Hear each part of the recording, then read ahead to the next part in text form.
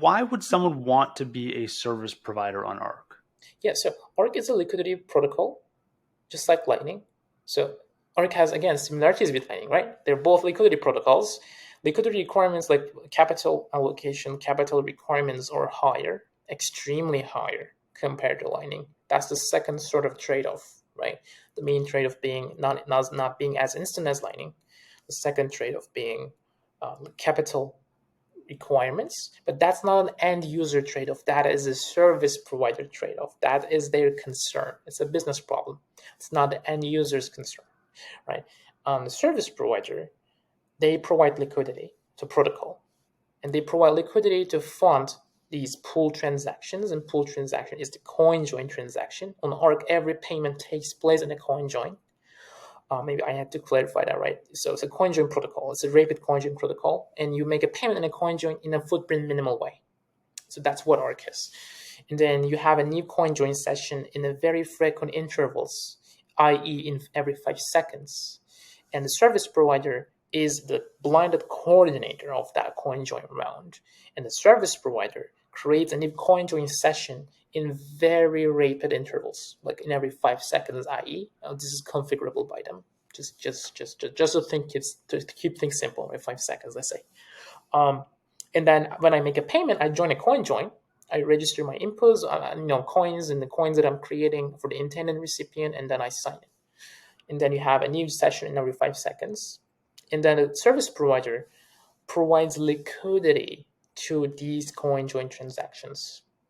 So typically an on-chain coin join has like hundreds of inputs, and in theory can be thousands of inputs and thousands of outputs, right? On Arc, it's not the case. On Arc, an Arc coin join is just one input, one output. That one input is provided by the service provider, right? Service providers provide liquidity to coin join transaction with their own on-chain inputs. They provide inputs to fund the shared UTXO. There is one output, and that's the shared UTXO, right? And that shared UTXO contains virtual transaction outputs of all recipients of that particular coin join round in a shared UTXO. So that, yes, you have to provide liquidity in every 5 seconds on an ongoing basis. And in fact, you lock up your liquidity in that shared UTXO for 4 weeks. So the requirement is that you have to provide liquidity. You lock up liquidity for 4 weeks, and you do it in every 5 seconds until 4 week expires, so until the 4 week is over. So you have to constantly lock up liquidity for 4 total weeks. And the capital requirements are extremely high. And that, compared to Lightning, because on Lightning it's bi-directional. You move funds forever. Here, it's an ongoing basis, one way only. But that is not my concern as an end user. Like, it is a service provider concern. So Arc solves a technical problem called inbound liquidity and introduces a business problem, capital. Mm-hmm. One is not addressable from what I can tell from my experience. Lightning inbound liquidity is a flaw. Like, it is not addressable. There are things you can do to improve on that. Inbound liquidity, you can improve it, certainly, but you cannot address that. And it's an issue. It's like a flaw. A flaw as in for end users, not for vendors. And that's what Arc solves. Arc solves a technical problem, inbound liquidity.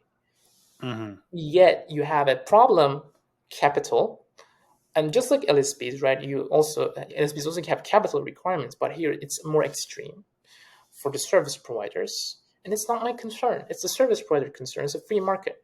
They'll be allocating liquidity, providing service. They charge liquidity fees, just like Lightning. It's configurable, could be 10 basis points, 50, 100. It's configurable by them. So there will be many competing service providers on Arc. Do you expect that the service providers on Arc will be earning a different amount over time? If we just kind of branch out and look long term here, Lightning service providers and Arc service providers, will they earn roughly the same for the liquidity they provide, or will there be differences in your view? I think it will be very similar, but obviously ARC could be a bit higher because of the intensity of capital requirements. It could be higher, it could be not. Well, time will tell. Really, it's a free market, right? Service providers can have their own custom fee tiers, and they'll be competing with others. But in theory, it is a liquidity protocol like Lightning, and they charge liquidity fees for the service they provide. On Lightning, LSPs charge liquidity fees for the routing service they provide. On Arc, ASPs charge liquidity fees for the coinjoin service, blinded coinjoin service they provide with their own liquidity. I see. It's a percentage-based charge, just like Lightning.